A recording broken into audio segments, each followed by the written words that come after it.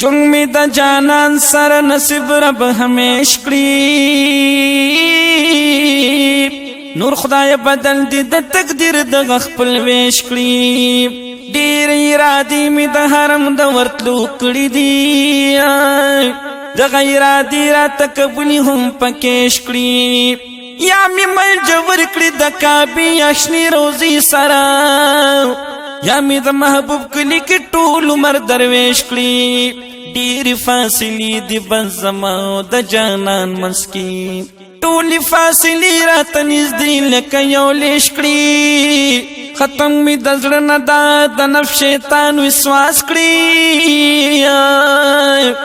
هم پکې غالب د انوار او الهام جيش کړی ته چې ور کوي د خپل حبيب تابعدارانو ته ما ته